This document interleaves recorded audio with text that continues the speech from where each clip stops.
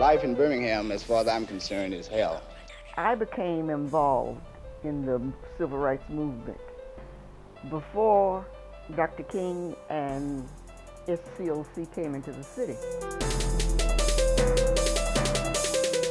In the spring of 1962, a group of students led by a 31-year-old SGA president created two weapons on the campus of a small, historically black college called Miles, launched them, and brought Birmingham's economic power structure to its knees. The Miles College students started this movement.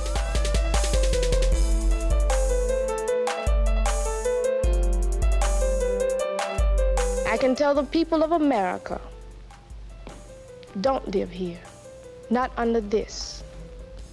Life isn't worth living. What could make a person feel that way about a city? The police officers had taken him up the road and pulled aside and made him get out of the car and urinate on himself for their amusement. What could bring down a system of segregation so intense, so depraved, that it defies logic? A well-thought-out attack on the two things that operate the world: money. Frank Duke, who was an older student Government Association president, actually engineered the selective buying campaign. And politics. The city was ran by Bull Connor, Eugene Bull Connor.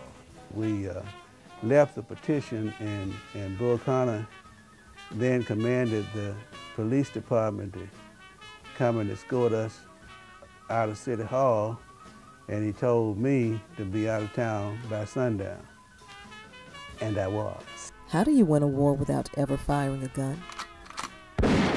Who could be the general of an intellectual economic war?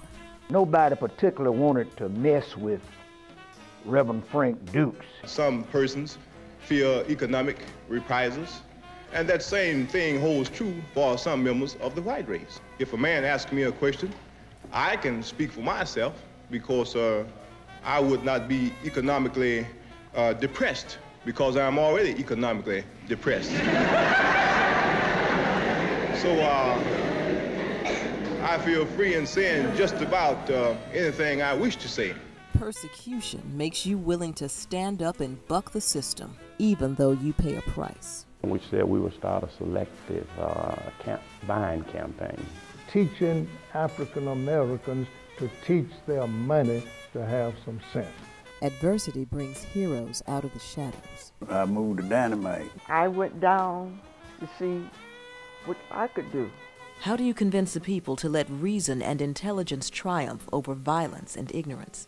Thousands of children had been put out of school for their participation. The lawyers wanted someone to file a suit, at least use their child. I volunteered. Some did not accept the challenge, but I accepted the challenge. What do you do when you don't like your life? You think, you strategize, and then you take a stand. Oh, white folks ain't bad and all blackers ain't good.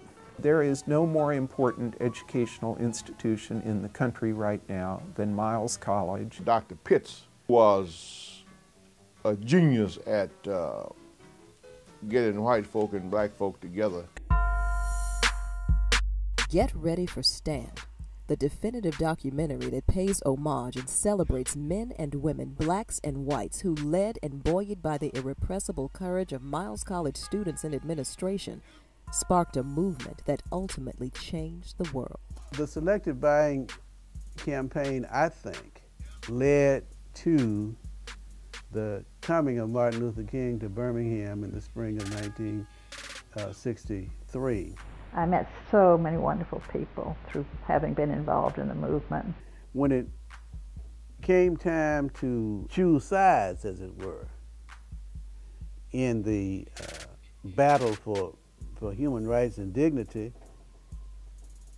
I had to take a stand.